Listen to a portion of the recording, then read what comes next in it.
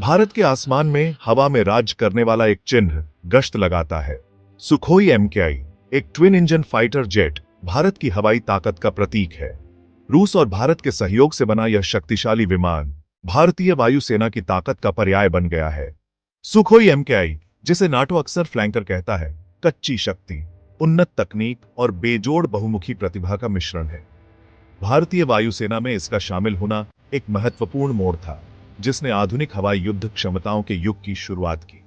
अपने चिकने डिजाइन और जोरदार गर्जना के साथ एमकेआई जहां भी उड़ता है, ध्यान आकर्षित करता है। यह राष्ट्रीय सुरक्षा का प्रतीक, आसमान का रक्षक और हर भारतीय के लिए गर्व का स्रोत है। यह निबंध सुखोई एमकेआई की मनोरम कहानी, इसकी उत्पत्ति, क्षमताओं और लगातार बदलते भू राजनीतिक परिदृश्य में इसकी प्रासंगिकता की पड़ताल करता है। सुखोई एमकेआई की कहानी भारत में नहीं, बल्कि सोवियत संघ के केंद्र में शुरू होती है। इसकी वंशावली सुखोई SU-26 से जुड़ी है, जो शीत युद्ध के दौर का एक लड़ाकू विमान था, जिसे अमेरिकी F-15 ईगल का मुकाबला करने के लिए डिजाइन किया गया था। SU-26 अपनी प्रभावशाली रेंज, गतिशीलता और शक्तिशाली रडार के साथ सोवियत एरोस्पेस इंजीनियरिंग का प्रमाण था। हालांकि 1990 के दशक की शुरुआत में सोवियत संघ के पतन ने भारत के लिए एक अनूठा अवसर प्रस्तुत किया। अपने पुराने लड़ाकू बेड़े के आधुनिकीकरण की आवश्यकता को पहचानते हुए भारत ने SU-26 प्लेटफॉर्म में क्षमता देखी। इसके बाद भारत और रूस के बीच एक ऐतिहासिक समझौता हुआ, एक ऐसी साझेदारी जिसने भारत के रक्षा परिदृश्य को हमेशा के लिए बदल दिया। यह समझौता सिर्फ एक साधारण खरीदारी से आगे बढ़ गया। इसमें संयुक्त विकास और प्रौद्योगिकी हस्तांतरण शामिल था, जो दोनों देशों के बीच बढ़ते रणनीतिक संबंधों का प्रमाण है। इस सहयोग से सुखोई एमकेआई का जन्म हुआ, जो SU-26 का एक भारी रूप से संशोधित और उन्नत संस्करण है, जिसे भारतीय वायुसेना की विशिष्ट आवश्यकताओं को पूरा करने के लिए तैयार किया गया है। सुखोई एमकेआई का विकास अंतरराष्ट्रीय सहयोग की शक्ति का प्रमाण था। भारतीय इंजीनियरों और वैज्ञानिकों ने अपने रूसी समकक्षों के साथ मिलकर काम किया, विशेष जता साझा की और एरोस्पेस प्रौद्योगिकी की सीमाओं को आगे बढ़ाया।